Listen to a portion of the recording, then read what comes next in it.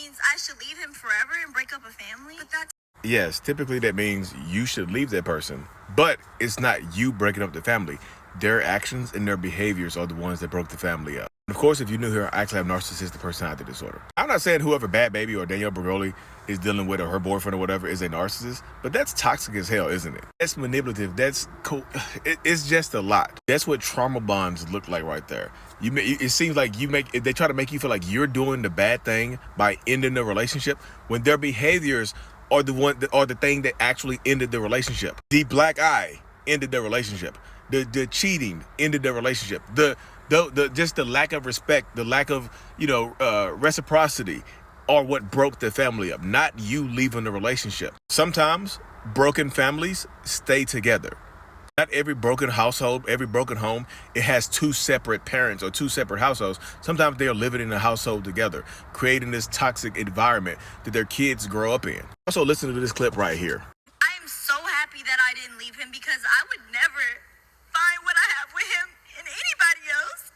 And it's gotten so much better. It's like a whole different ball game. And it's like, I always think about it like, damn, if I would have left, I'd be missing out on this. But then it's also like the opposite end of the things could be like, what happens if, it's not even about you leaving him? What if it's the other way around? So I'm not saying that that's a trauma bond, but that's what trauma bonds look like right there sometimes, right? Yes, things can get better for a little while, but if the person that is abusing you, male or female, does not go and get help, then history is destined to repeat itself. Abusive, manipulative people, narcissistic people don't just get better overnight. They just don't do that. Now, I'll tell you this right here, y'all. Anybody can be on their best behavior for a little while. Sometimes when you're trauma bonded to narcissistic people or to toxic people, it's hard to imagine a world without that person. You convince yourself that nobody else out there in the world, out of the billions of people on this world, on this planet, nobody out of those billions of people can treat you better or do better by you, can do better than giving you a black eye, can do better than to putting you through this trauma and things like that. I think, doesn't she have cancer? And to do better than to just embarrass you over and over again. This type of stuff happens. She's the one to put it out there. I don't think anybody else saw it. She's the one to put the abuse and the lying and the cheating out there for the public to see. This is not me trying to victim blame y'all, because that's not what I do on here. I just try to open people's eyes up to what toxic relationship dynamics look like. Her story right there, her sharing her story, her crying right there, could inspire other people to go back into toxicity. Well, I was thinking some people are out there looking for a sign to go back, to leave, or to stay, and they'll see their videos like, I was looking for a sign, and this sounds just like me. This sounds just like me. I can't imagine life without this person. And you go back into that relationship and you lose your life, right? Go back into that relationship dynamic and you lose what semblance of peace and happiness that you do have. When you're trauma bonded to a narcissistic or toxic person, it makes it feel like you're losing a part of yourself when a relationship ends. It's very similar to Stockholm syndrome, when you fall in love with when the kidnappee falls in love with the kidnapper. Like, the kidnapper starts making sense. You're like, I know you abducted me out the side of the road, and I know you had me living in this closet for about a year, but I get it. I should not have been walking on the side of the road by myself. I should not.